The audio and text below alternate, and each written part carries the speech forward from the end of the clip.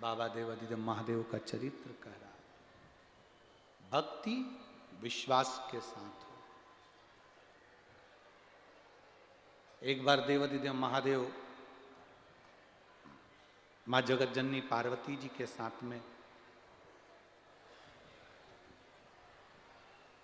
नंदनवन में भ्रमण कर रहे हैं। नंदनवन मतलब काशी, काशी में भ्रमण कर रहे हैं। और भ्रमण करते करते माता पार्वती जी का ध्यान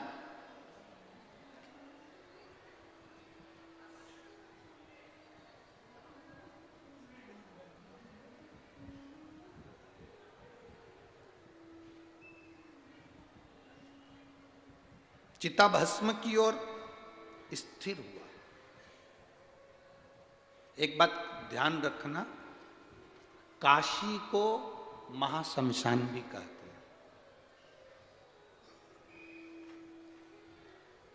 जैसे महालक्ष्मी होती है, महादेव होते हैं, उसी तरह शमशान में भी शमशान काशी को महाशमशान भी कहते हैं।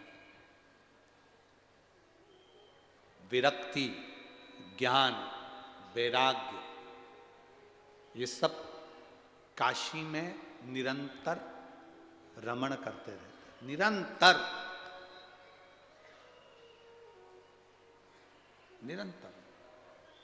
देखा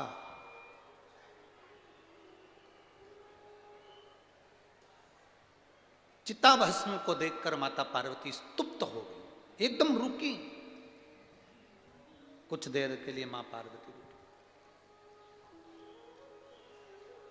कहते हैं काशी के मणिकर्णिका घाट पर अगर एक बार चले गए, काशी के मणिकर्णिका घाट पर अगर आप पहुंचे और आपने दिल से शिव नाम लेकर एक बार अगर किसी मुर्दे को जलते हुए उस शमशान में देख भी लिया, तो एक विरक्ति, एक वैराग्य भीतर से प्रकट हो जाता है। मन ये करता है कि अब संसार व्यर्थ है और शिव नाम ही सार है और इसी से भव व्यर्थ नजर आने लगता है। सब व्यर्थ, सब में व्यर्थता दिखने।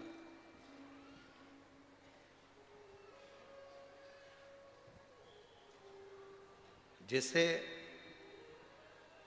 आप लोगों ने मकान बनाया होगा, घर बनाया होगा, तो खिड़की और दरवाजा मजबूत रखते हो कि नहीं रखते हो? जम के तो बोलो जरा, रखते हो ना? खिड़की भी मजबूत, क्यों? कोई चोर ना घुस जाए।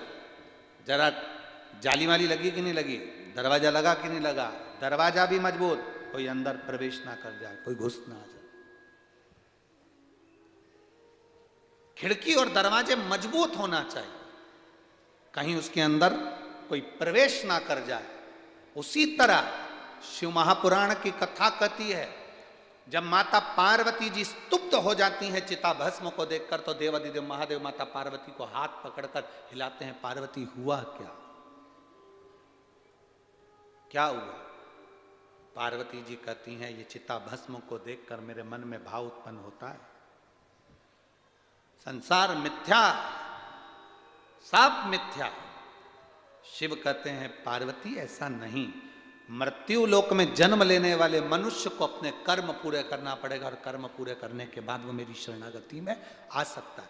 कोई तुमसे कह दे साधु बन जाओ, कोई तुमसे कह दे संत बन जाओ, कोई तुमसे कह दे तुम अपना घर छोड़ दो, परिवार छोड़ दो, नाते रिश्ते छोड़ दो, कुटुंब कबीला छोड़ दो, जाओ तुम तो कोई बाबा जी के साथ में मिलकर बाबा बन जाओ। ना ना ना ना, शिव महापुराण कथा कहती है इससे कोई सार तत्व नहीं है। शिव महापुराण की कथा में शंकर भगवान माता पार्वती को मणिकर्णिका के घाट पर सुंदर आनंद के साथ माता पार्वती जी को सुंदर महाशमशान की उस रज में चिताभस्म के सम्मुख में कहते हैं, संसार में रहने वाला मनुष्य जब अपना कर्म करते करते मेरा नाम एक बार भी ले लेता है, शिव कहते हैं फिर वो मेरे धाम को आ जाता है। अपने कर्म को करते, अपने भजन को करते करते अपने कर्म में लीन होते हो। जो मुझे भजता है वो मेरे पास है। हम अपने कर्म से वंचित ना हो, हम अपने कर्म में लगे रहें, भगवती स्मरण में लगे रहें। तुम्हारा जो काम है, दुकान है, धंधा है, पानी है, खूब करो। खिड़की मजबूत होना चाहिए, दरवाजा मजबूत होना चाहिए, अंदर हवा प्रवेश ना करे, अंदर चोर प्रवेश ना करे। शिव महापुराण की कथा कहती है यह नेत्र, ये मुख और ये कर्ण, ये हमारी खिड़की है।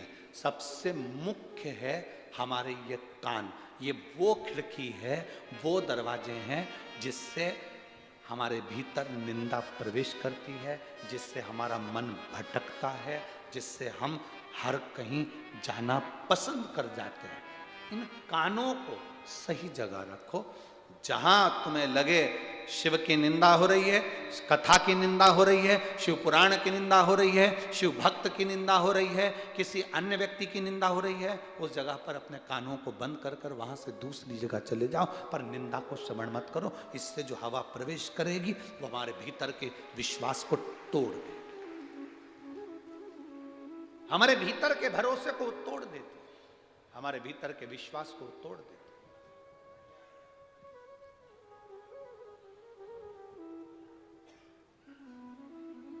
मेरे